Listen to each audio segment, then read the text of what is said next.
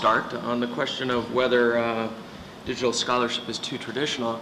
One of the issues, of course, is the kind of work I do in editing projects, what kinds of projects get funded, and there's a way in which we may be in danger of reinscribing an older canon because major authors, or so-called major authors, are probably regarded by some funding agencies as more important and thus more worthy of funding. But that would seem to be a move that we don't want to make after the hard-won battles to expand the canon. I would add to what Ken is saying. I mean, as an editor myself, one of my great hopes in the mid-90s was that I would be able to employ some of the methodologies that I was only imagining in the late 80s or early 90s. And those methodologies specifically were bringing more pairs of eyes into the editorial process rather than the priest or the, expert eyes. Because one of the things I know from looking at images with people who aren't trained as I am, and therefore don't have a set of biases that they've forgotten about, is that they see things and they teach me things in the Dickinson Electronic Archives that I thought I knew already. And so I've been very surprised that in 2007, still in the world of scholarly editing, I'm the co-chair of the MLA's Committee on Scholarly Editions, the old methodologies are still very much with us. We haven't really thought about collaboration in order to make editing and other practices more rigorous. I would say that the more people that you bring in, the more rigorous that you get. And we're designing an edition with Rotunda at the University of Virginia Press that I hope will do this. But my surprise is that digital humanities, somebody says, yes, they're too traditional, that they haven't really inflected our scholarly methodologies in ways that I thought they would. So I would just add to this that one of the things that I think makes the digital humanities too traditional right now is that we're still viewing the projects that are being done within the traditional humanities through the institutional warranting processes that the analog humanities instituted long time ago.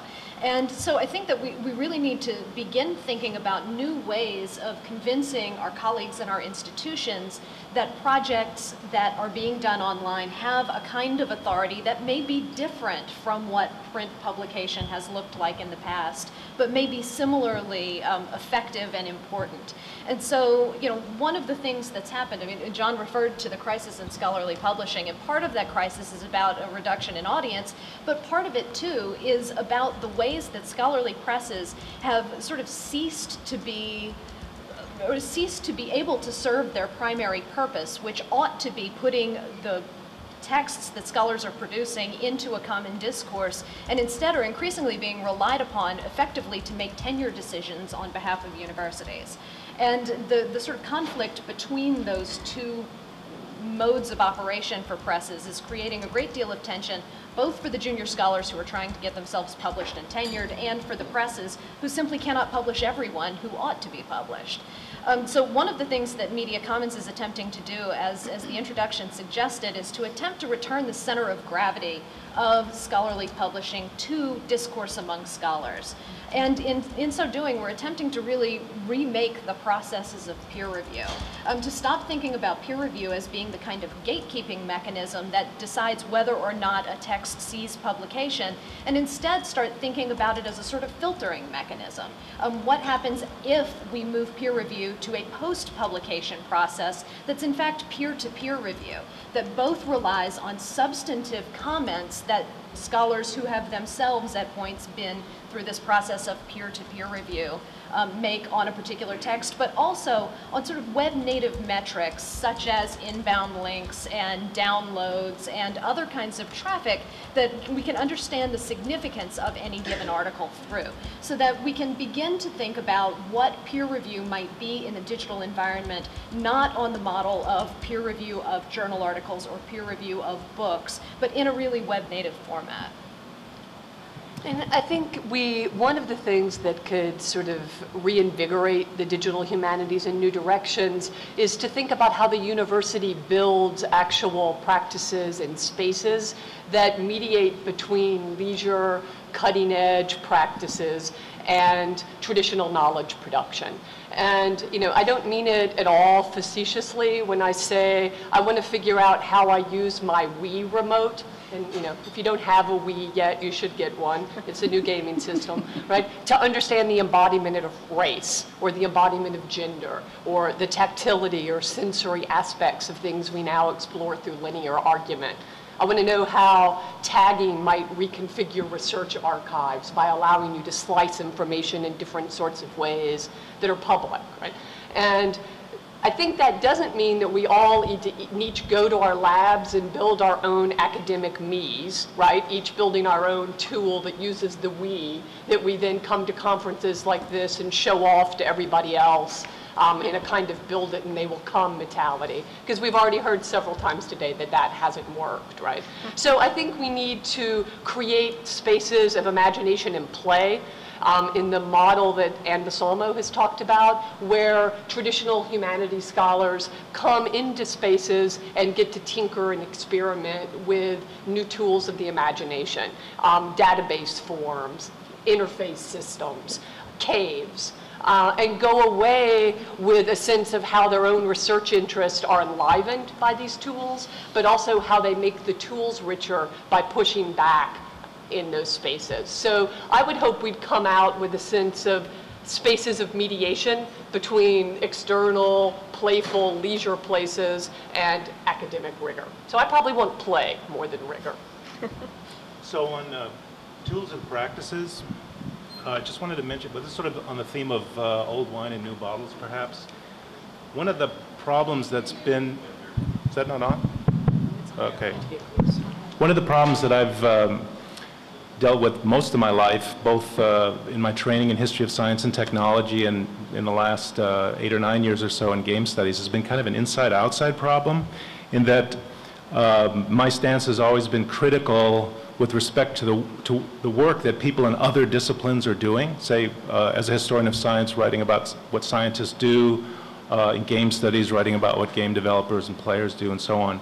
And I think one of the great promises of digital technology is to make it possible for kind of collaborative co-creation of the stories that we're telling, the insiders and the outsiders, the production side and the critical side together, creating sites through which we can facilitate the telling of stories by communities of practitioners using the technologies that they're familiar with. And I think that's, for me, I don't know if that's old or that's new. I think it's a little bit old questions and new means for accomplishing the answers to them, but I think that's what I find most exciting.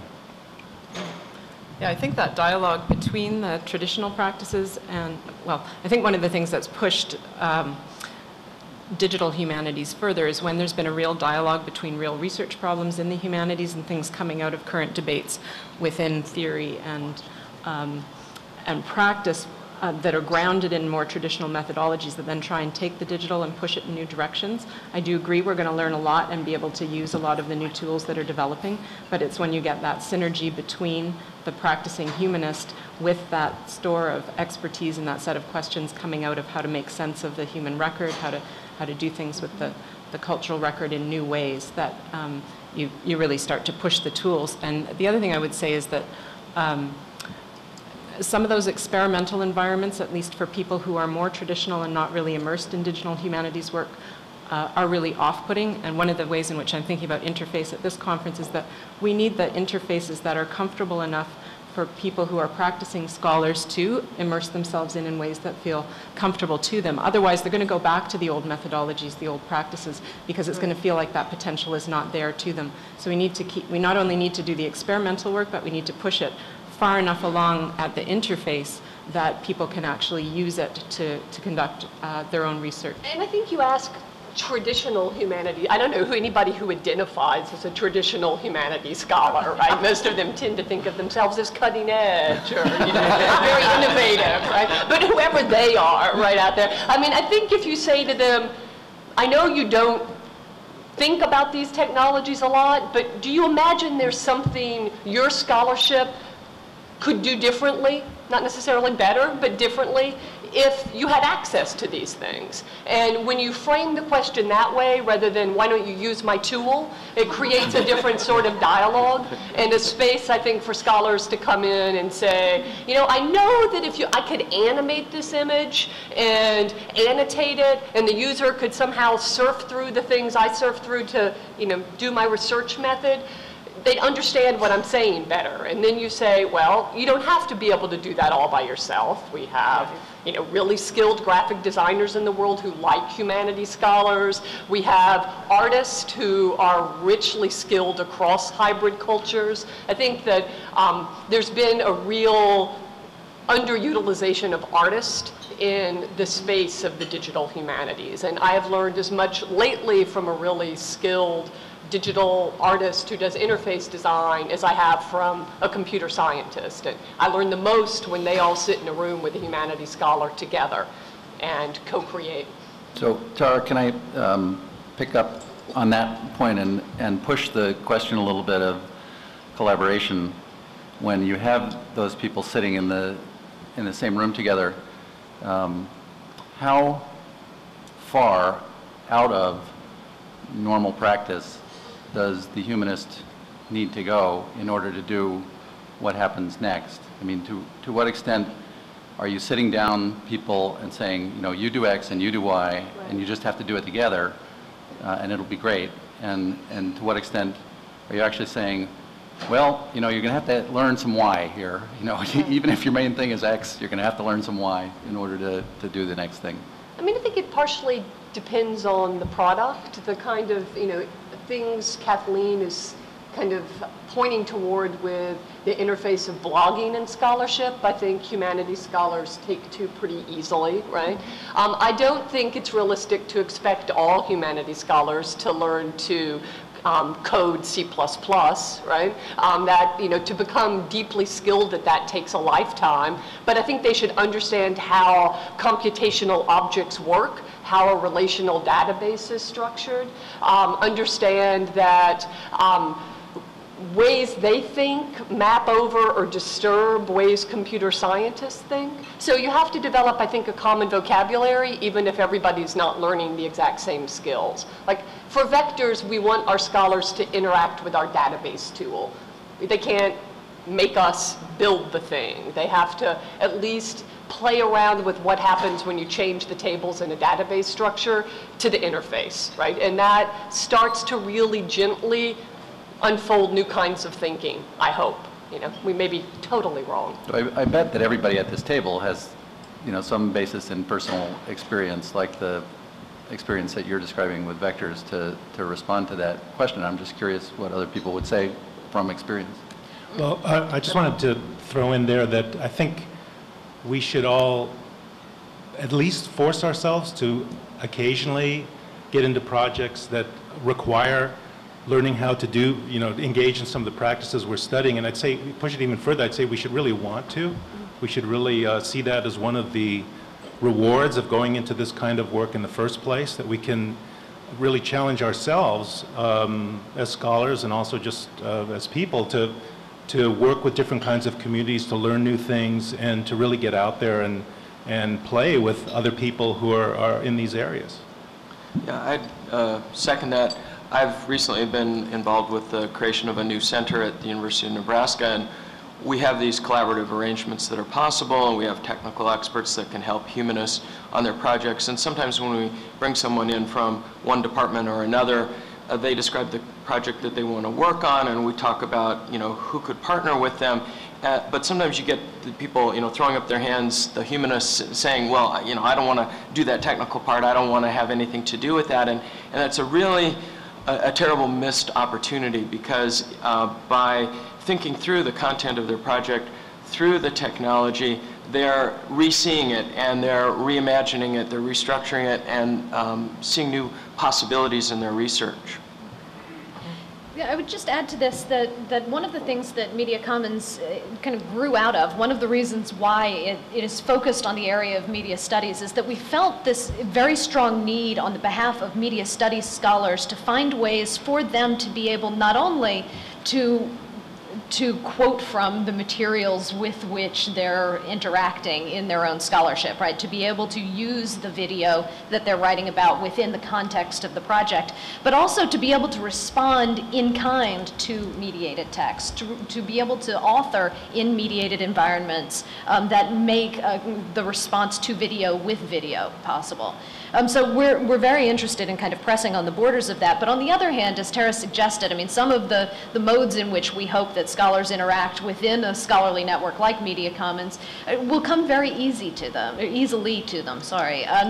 That the interface between blogging and scholarship is much more easily accepted, I believe, and requires less in the way of this kind of technical training or collaboration with people outside the field necessarily. What it produces is a very exciting sense of collaboration with people within the field, which has sort of always been there subterraneanly within scholarly discourse. It just happens at such a glacial pace that it's hard to see sometimes. So, you know, I finish a manuscript in 2003. By the time the book comes out in 2006, I've, you know, moved on to 3 other projects.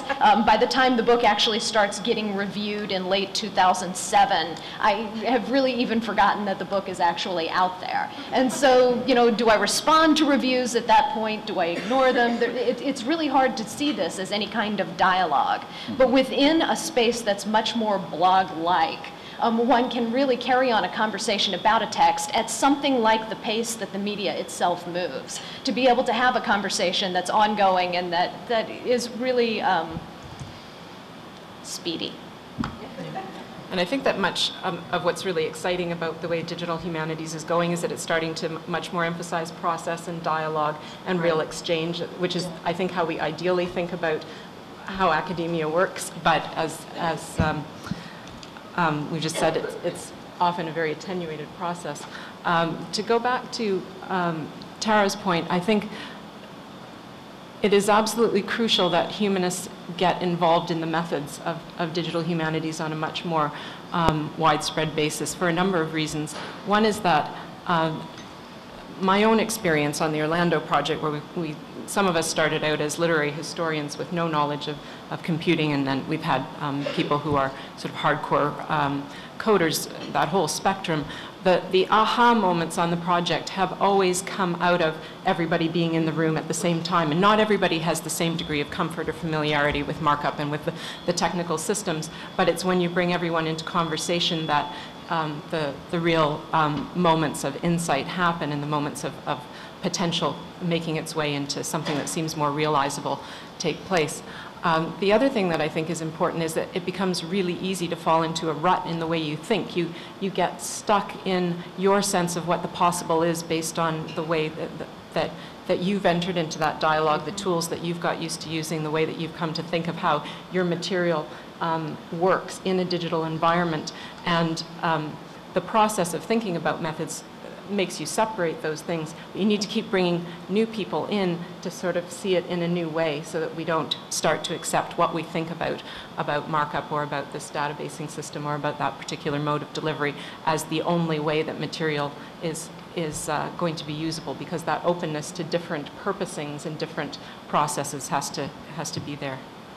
I want to second what Susan is saying and build on some of these comments. I mean, I think that in my remarks in our email exchange, I said that digital humanities had actually sometimes been regressive, and it was getting stuck in certain ideas about markup that I was specifically thinking about, and a sort of gnosis or, you know, a macho kind of thinking has sometimes set in. I also want to pose back to the panel. I mean, I am not finding so much technophobia as I used to. Maybe it's just, you know, in Turpville at the University of Maryland, I don't know, or people who contribute to the Dickinson Project. But I do find that people who are recognized as the cutting edge scholars in humanities, they're the ones who tend to be a little bit resistant, actually. and I'm thinking about, you know, people who are theorists, people who've been recognized for, whether we're talking about queer theory, you know, the old days of deconstruction, that kind of thing, post-colonial, et cetera. And that's what I'm kind of surprised. So I was surprised by your first question, John, when you talked about traditional, because the people I find who are resistant are not, I wouldn't label as traditional necessarily. We're starting to see just a tiny bit of critical mass in those people coming aboard now, right? Yeah. You know, I mean, those people are also skilled methodologically and trained in a moment when a deep suspicion of science is part of who it is to be a humanities scholar, right? And critique, really robust critique, right? So the skepticism, I think, is healthy, but I mean, like in this, we've just finished the application process for this summer's Vectors Fellow. So, and I'd say it's 50-50 leading edge named theorists who publish at Duke University Press, and 25% grad students and 25% crazy artists, right? But, you know, in the first year, no leading edge senior scholar would even come talk to us, right? I had to like go into their offices and pull them out. So I think, you know, it's slowly kind of, you know, gaining steam, but yeah. But I think the language of markup probably didn't help recruit that stripe of humanities scholar. Or a too rigid notion of it. And by the way, I wanted to comment, play, you know, is a very serious thing. And so, but I also thought what you said about bringing an artist is very important, because there can be no innovation, or I would say academic excellence, without imagination and great creativity. And visualization, visual design skills. I mean, across the sciences and the humanities, if part of what our interfaces let us do is mediate in new ways, we need people who understand how you make images and how you abstract linear text into different kind of spaces, and, you know, artist brains work that way. Yeah. I just have a feeling Henry has something to add. Yeah, you're right, actually. I was just thinking that one of the things that's really progressive or new about humanists nowadays is that so much of this production, especially in the digital sphere, is being contributed without any clue as to whether it's going to be around in 10 years. That's my one plug for digital preservation, by the way, that there was a question about tools and so on, and I think it's worth thinking about for a second that much of the humanities scholarship that's going into digital areas produced innovatively, Vectors, for example, just to pick one, doesn't really have a strong backup plan as far as making it accessible to scholars in 30 years, 50 years, 100 years. And of course, that's one of the traditional aspects of the humanities, is this constant conversation among generations as the humanities proceed. And we have right now absolutely no guarantee that that will occur or how it will occur. All right, I want to ask one more sort of follow-up question about collaboration, or make an observation, I guess, and see how people respond. This actually comes out of a conversation earlier today with Kevin Franklin. I wonder sometimes, as we talk about interdisciplinarity and collaboration, whether it isn't easier to collaborate across long distances than short ones in disciplinary terms, whether it isn't easier for people in the humanities to sort of grant the computer scientist his donnée, than it is to make the same grant to someone who's your disciplinary neighbor, but maybe has a research paradigm or a set of evaluative criteria or methodological practices that are close enough to what you do, but different in some important ways, that you fought over the centuries. And whether, if that's true, what are the implications of that for sort of larger scale community formations? I would certainly suggest that it is true. Some of this is field specific. I mean, I come out of an English department, and in English, we have no way of evaluating multi-author texts. There is really no such thing on a certain level. So someone comes up with a CV that has a multi-author text on it, and no one really quite knows what that means. On the other hand, if you have collaborated with someone in computer science to produce something of which you are the author, that's a lot easier on some level for our evaluative criteria to understand. One of the things that we're hoping to really promote by starting to think more about process and a bit less about product, though obviously product continues to exist, is to think really about the ways that, I mean, particularly within fields like English, all texts have always been multi-author texts already anyway. It's just that usually the authorship is kind of contained to footnotes or bibliographies on the part of other scholars. I get to put my name on the cover.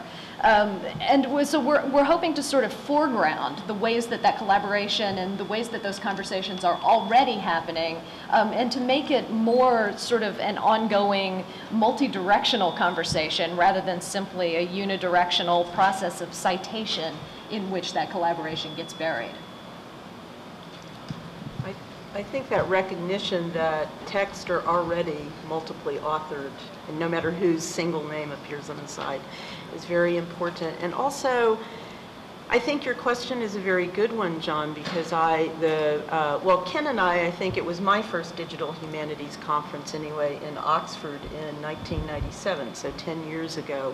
And I remember thinking, as I looked around the room, I thought, oh, a lot of people who are in this room think they have escaped from all of those little messy facts of, you know, race, gender, sexuality, class, that people had felt had taken over the English departments, as it were. And so that's where, I mean, I found that some of the trouble with collaborating has been actually ideological and within English departments. I don't know if other people have found that. To go back to the multi-authored text for a second, there's a way, and I agree completely, that all texts are multi-authored, and that the print paradigm has made us lose sight of that.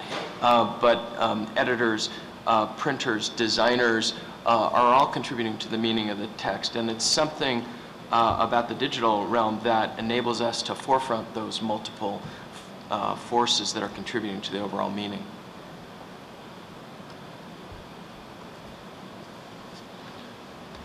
I don't know if the second question is actually interesting. If it isn't, we can move right on. But I do sometimes wonder, and I guess I'll flesh it out a little. The question was, are traditional humanities, or we'll say, I don't know what we'll call them, because we're not calling them traditional. No, we'll call them the humanities at large, insufficiently digital?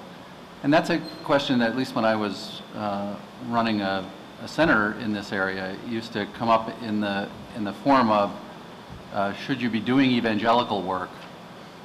Basically, should you be out there trying to persuade other people that they should do this? Or do you just sort of wait for people to discover that this is something that interests them and bring a project to you? And I think there's some interesting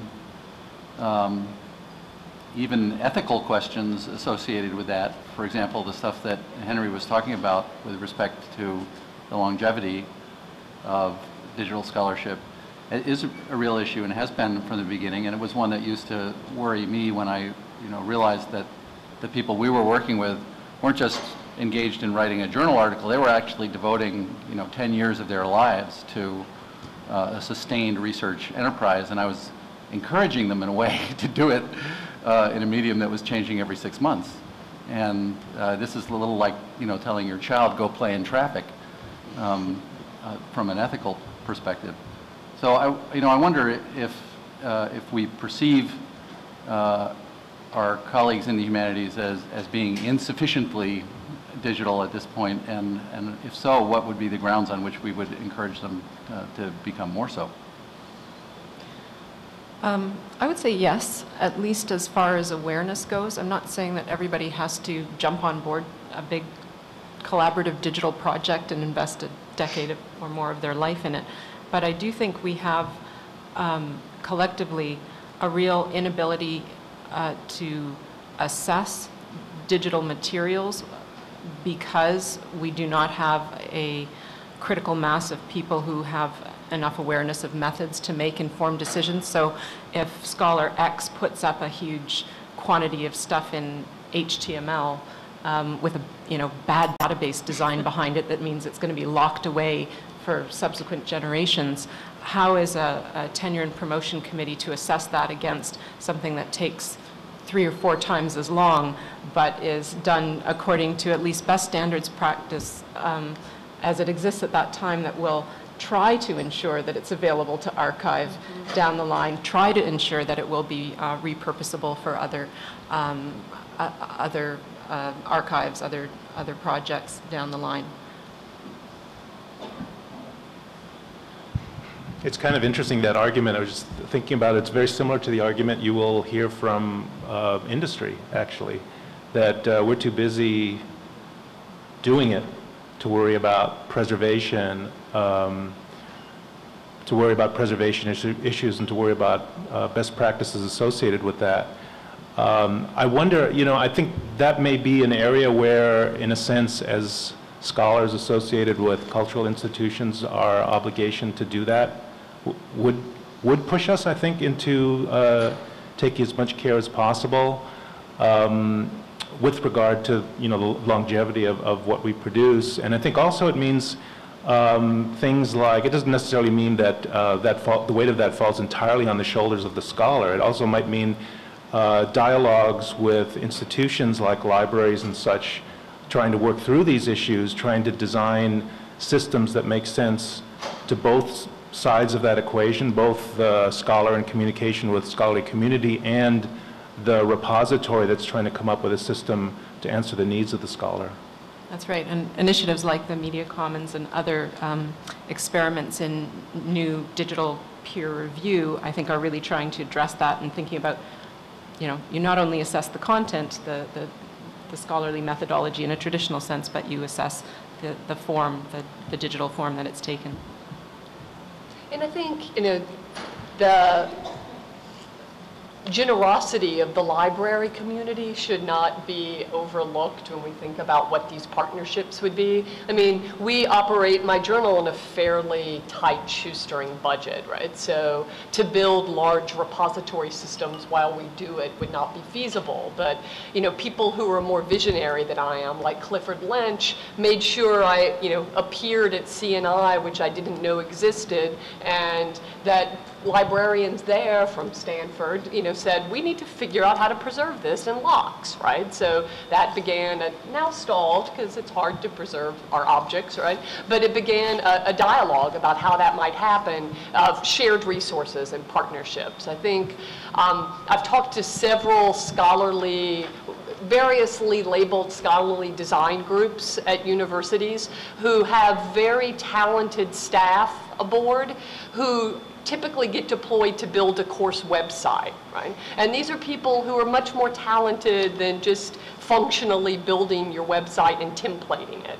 And figuring out how to connect those resources in a university with scholars who may not understand how they could use those resources in richer ways, I think is a really important mediating function.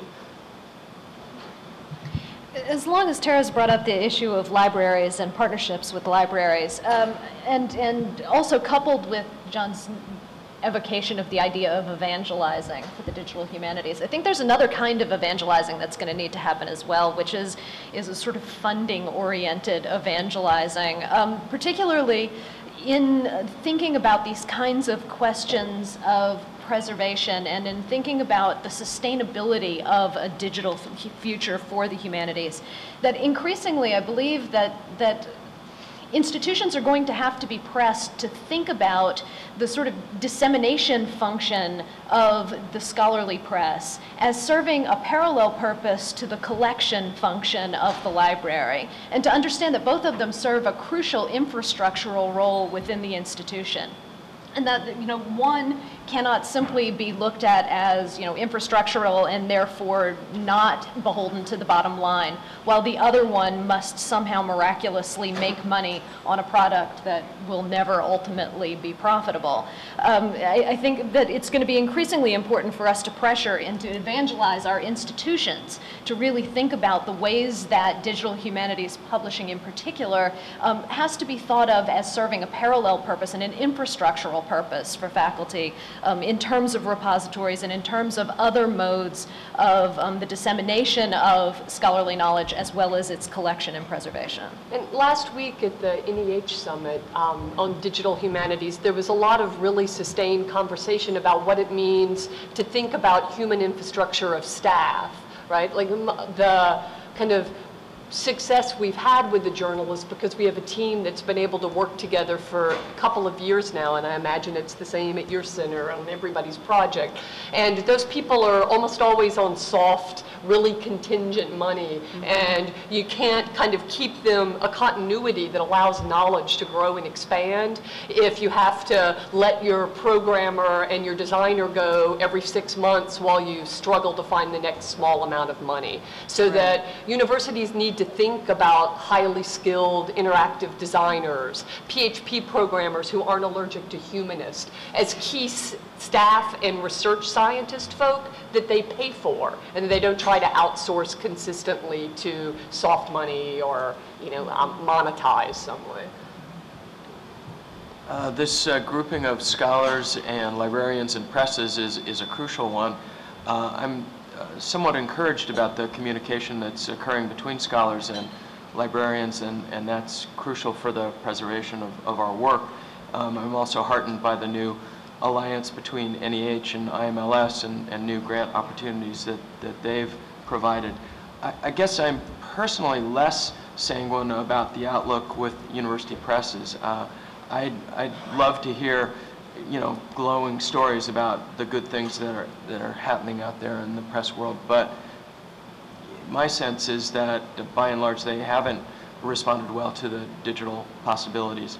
You know, there are a few exceptions that one can turn to, but even those exceptions often are keeping the material locked away and thus limited in one's ability to use that material. Well, I think, I mean, as someone who would like to give everything I have marked up and edited on Emily Dickinson away for free, I think that one of the big elephants in the room is copyright and permissions that John raised. The Dickinson Project has a wonderful relationship with one of the most forward-looking presses, the University of Virginia Press and their Rotunda imprint. But you know, copyright is quite the big issue. I mean, you would think everything in Emily Dickinson would be in the public domain. And probably if I were willing to argue for 10 years and spend my life in that argument, I could eventually win. If anyone wants to do it for me, I'll hire you immediately. But that's one of the reasons that we ended up working with the scholarly press. I'm glad we did, though, however, because I think this issue of publication and how because it inflects everything we do in the academy. And I like the way you're talking about peer review as a filtering process. I think that's absolutely superb, and if we could think about peer review a little bit differently, or much differently, than the, you know, 2 people read it and it goes before a board, and that's not really the kind of peer review I'd like to see anyway. Well, absolutely. I mean, instead of thinking about peer review as not only 2 people review it and then it goes before the board, but as this sort of behind-the-curtain, one-way conversation between 2 anonymous people and an editor, in which the author is, you know, typically not involved at all, or when they are involved, it's only in a sort of now defend your project against these reviews that it has been given sense. I mean, it's very after the fact, and it's really not done in a way that enables the author to learn from the reviews and to actually put into practice a lot of what's come out of the reviews, and there's certainly no way for the author to respond directly to the reviewers. Instead, it all kind of filters through the editor. I have also heard from colleagues who have been asked by particular presses not simply to give a review of the text, but to give a review of the text that will be communicated to the author, and then the real review, which will only stay within the press. And there's something about that behind-the-scenes communication that's really counterproductive rather than productive. If all of that is moved out in front of the curtain, if it's happening in the open, in public, if it's signed, and if it's really about, again, a filtering mechanism, about sort of determining what the reception of a text should be rather than whether it should see the light of day at all, and about guiding future scholars to texts that are important, then I think peer review can actually become a much more important and much more productive process for all of us. And much more dynamic, and lest you think, you know, this sounds like pie in the sky, oh, sign your reviews, et cetera. As co-chair of the MLA's Committee on Scholarly Editions, when we vet a project,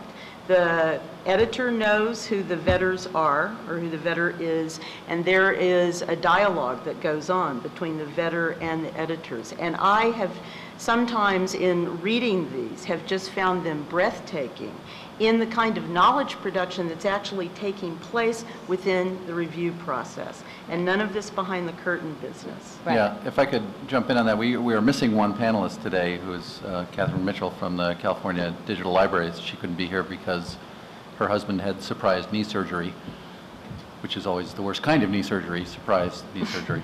But she works in a joint project with the library and the press, and in fact, the focus of that project is the Mark Twain papers edited by Bob Hurst, who was also a longtime member and chair of that MLA committee, and I served on that committee at a point in the past too. And it's true, you know, what Martha says, that review process is unlike any that I've ever seen before, and incredibly thorough. The only sort of the only complaint you could make about it is that the only people who see those reports really are the people on the committee and the editors of the volume. And you almost feel like, you know, that's work that should be out there too, because not only because it might have value in itself, but also just exposing the process creates value in a way in that process. Well, absolutely. I'm sorry, I would just add very quickly that one of the big problems for reviewers with the current process of peer review is that it's a very large outlay of utterly unrewarded time. Yeah. I mean, it's stuff for which you cannot receive any kind of credit. Right. And if that's happening in public in a way that can be published alongside the text that's coming out with it, then one begins to develop a certain kind of reputation economy around reviewership as well as around original authorship. Well, it's interesting the turn this has taken, because I recently said to one of the committee members and one of the MLA staffers, you know, we should be publishing this vetting process. We should make it available, because it's actually much more extensive than usually what a press asks you to do. Right. You know, I can make it available in the forums, you can go look at them. They're on the MLA website. They're easy to download, et cetera, but it's much more involved. And I do think that kind of work needs, it is thankless work, but it's very important work. And my experience has been that when the editor and the vetter, when there's not this, you know, Wizard of Oz effect of the wizards behind the curtain, that actually the vetters are more rigorous, to use that term again, than if they are doing it in secrecy. So and less snarky. Yeah, they're less snarky. They might be tougher, but nicer in the way that they express that. We have a few minutes left, and then I'd like to open it up and see what other people here have to say, want to talk about, want to ask you about. I think we've sort of accreted an answer to the last question on my list, which is, you know, what would be different in a world where a new kind of humanities scholarship was taking place. And some of the answers I've heard to that, and I want to present these and then ask you if there are other things that you would want to add to this list, are we'd have peer-to-peer review instead of peer review. We'd place a high value on learning what we don't know by working collaboratively. We would all believe that there is no such thing as the monograph, so we should stop worrying about that. We would all wear T-shirts that said "Yesterday's information tomorrow," which, full disclosure, is the TEI slogan. We would know that librarians are your friends, not like the others. And we would feel strongly and would lobby our institutions that universities need disseminators that are as effective as their collectors. Are there other things that you think would be kind of critical elements of a different landscape for humanities scholarship in general? Yeah, I have one. I think there would have to be a better balance in a sort of stable world of digital humanities scholarship between test beds and stable infrastructures. I mean, there will always be some test beds and some stable infrastructures. We accept sort of a mix of that. Right now, we're way too far over on the test bed side. Pretty much everything is a test bed. We need, I almost can't believe I'm appealing for this, but I think we need more stable infrastructure in many ways to keep going forward. Others? I would add the possibility of a lowering of the great barriers that exist between the three major areas of faculty life, right? Research, teaching, service. That digital humanities might provide ways for us to teach in the same spaces that we do scholarship and to do more community outreach with the scholarship that we're producing, to really bring those three areas of our work together in a much more productive way. And I might say one of the things we need to learn by collaboration is things besides text. Because one of the things most of us are trained in as humanities scholars is a real fluency with text. But I think we need multimodal literacies for a digital era.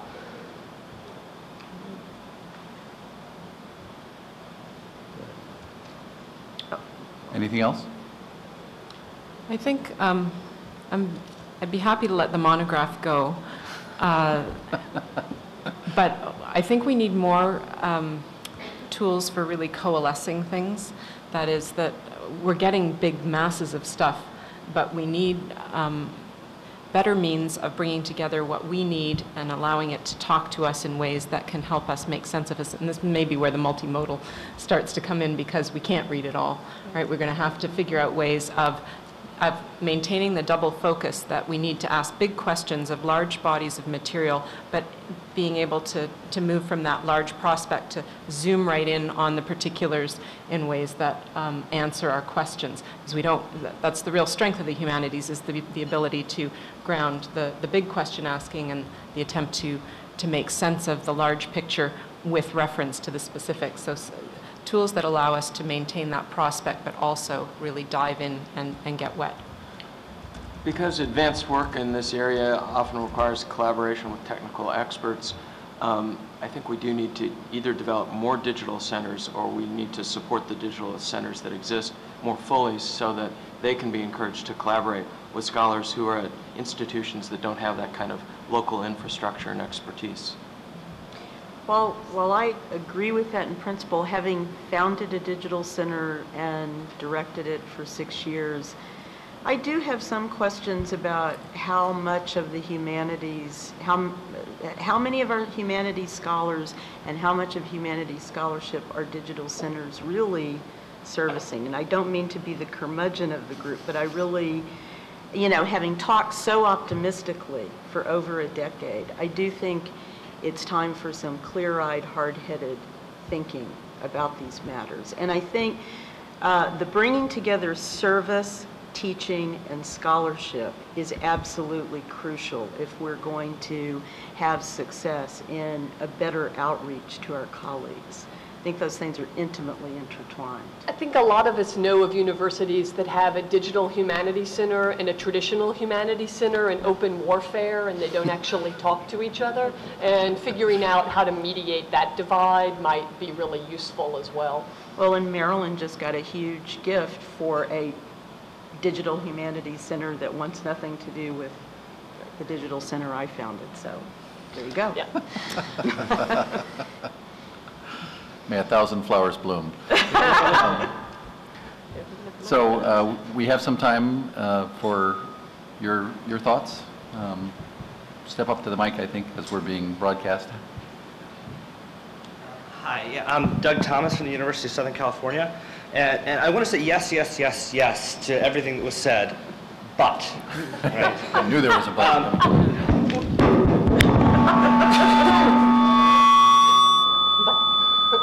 Whoa. Good punctuation. This is to be careful for what you wish for a moment, because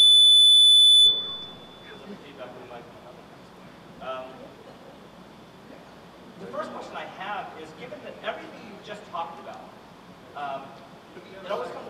Can you use the other mic? Use the other mic. Yeah. Here you go. The question is, yeah. First off, everyone always comes back to, well, how do we use this to evaluate tenure? That's a kind of constant refrain. I mean, the be careful what you wish for part is that tenure may no longer be a sustainable model, right? It is a discourse based on a romantic notion of individual achievement, right? And everything that you're saying is that that's no longer the most valuable thing anymore, right? So are we going to grant tenure to people based on collaboration when the entire basis of tenure is grounded in a notion of, you know, the individual genius who's done X, Y, and Z? Right? So is that something we're willing to bargain with or give up? Secondly, I think we have to kind of look at and remember that, you know, networks are mechanisms of disciplinary power kind of par excellence, right? And we are not abandoning disciplinarity. We are reinventing it, we are changing it, and we're going to have a new set of practices with new priests that emerge. And those are things I'd really like to see us all theorizing and figuring out. Absolutely. Right now, we're sort of doing this stuff on the cutting edge, and I think that's really important. But this idea of opening it up to the kind of public scrutiny as a filtering mechanism is also, I mean, I keep going back to Foucault, it's a recipe for a new form of normalization, right? An incredibly powerful one. We have a new madness in civilization. And guess what? Those of us sitting on this table may be part of the new madness, and that might not be so fun in 20 years. Especially when, you know, this leaks out to people like Rush Limbaugh, who has 13.5 million listeners, who don't think queer theory is something that should be part of the academy. And they have phones, and they call university presidents and demand people be fired. And, you know, they get thousands and thousands of people to do this. And the last thing that I'm not entirely ready to let go of is this notion of what happens between editors and reviewers. Oftentimes can be really problematic and can be abusive, but there's also moments at which it can also be incredibly empowering. When there is a field that needs change, that needs new articles or new things to be said, where editors can say, I know this is really going to piss people off, but we've got to publish this piece, right? So losing that in terms of transparency has a trade-off. I'm not saying that we should maintain that kind of secrecy in the review process, but let's be aware of the kind of benefits that can happen. You know, subversion doesn't always work so well when it's made public and exposed. And I think a lot of us have a kind of fondness for being subversive. That's why I think we're here at this conference. So what are we willing to let go of? And what are we willing to spend our time theorizing in terms of the new practices that are going to emerge, and how do we take that question seriously? So that's my rant. I'm not willing to let go of tenure. I'm not. No. I mean, I don't think it's just about promoting individual genius. I think it's about protecting academics to say really hard things about injustice, right? Or group, but you know, I'm at a university that's about to discipline a subset of faculty for supporting the students against exploitation and labor in a sit-in in the president's office, right? And faculty who are not tenured, you know, what you could say, and we don't live in a space where, you know, despite the blogosphere, you could say whatever you want without consequence. And if part of what the humanities does is ask really hard questions about social justice, we need to hold on to tenure for a little while longer, I think. I also think, are there not models? That's a very slippery territory. Yeah. You know, you didn't get tenure because of your stand on social justice at USC. But tenure allows me to do different things now. Of course it does. Right? And I mean, but those are two different discourses that are getting blurred in this conversation. I think we have to be very careful about that. I don't think administrators are going to respond by saying, well, we don't want to judge you on your work anymore, but we do want to give you the right to interfere with our policies. Right? On the question of tenure and collaborative work, a lot of the administrators that do have the final say on these tenure decisions are used to seeing work coming up from the sciences that has 8, 10, 18 authors on it. I don't see why they can't get used to seeing 2, 3, 5 authors on a humanities piece. But it's not the administrators at the provost and president level where you encounter the problem, at least not in my university. It's at the dean's level. Or in the department. And it's at the department level, that's true. Right, I mean, the reason that tenure has been tied to individual achievement within the humanities has been because humanities scholarship has been so individualized. And if we can break down the borders around what my individual work is, Right. and explain in some really compelling way why those barriers must be broken down, then we can still tenure the individual for work within a collaborative group. I disagree. I'm just saying we need to be very careful where that discourse could go. Yes. So I want to, are we on here? Can you hear? No? Nope. Here. I want to make sure that we leave time for other questions, but I guess I just want to conclude this round by saying the point about that we're not without discipline, that we're reconstituting disciplines, and that networks are extremely powerful instruments of that is absolutely true. And it's not something that I think we can really unpack completely in this format, but it is, it's right on the money. Yeah. Hi there, Ian Bogus from Georgia Tech. So one frame I tried to draw around all of these comments was the following question, which wasn't asked at the beginning, I think, which is what is the digital humanities? What does digital humanities mean? So here are a few kind of ideas from what I heard. Archival, like the archival of traditional text digitally, or the traditional archival of digital text, like the Vectors Journal. New methods of dissemination of scholarly work using digital technology, right? Tools, like pedagogical tools or research tools. Maybe we didn't talk about that as much, but I think of something like the Perseus Project. And I think those things are what digital humanities has meant for a while now, like at least the last decade. And that's fine. But what I'm really interested in primarily, personally, is the humanistic study of digital media, digital artifacts. And in particular, the kind of comparative study of those artifacts. That is to say, not just the digital, this kind of new era of work that we can treat on its own, but in the context of several millennia of human history. So I'd like, the question is, I'd like to hear your thoughts on this topic, and my kind of pithy comment about it is that, I'm actually someone who thinks that the humanities scholar of digital media probably should know C++ actually, but maybe should also know Greek and Latin. So I'd really like to hear some heavy thoughts and kind of really forward-looking thoughts about this, because as someone who teaches in a program that tries to tackle, teaching someone how to read texts and also how to program assembly, these are difficult questions. So that's my invitation. Could I take a first pass at that? I think part of my own perspective on that question comes out of where I first started doing digital humanities, which was in an environment where historically the sort of strength of the English department there was in bibliography and history of the book. And there was a lot of connection between those two traditions through individuals who came out of one and were interested in the other.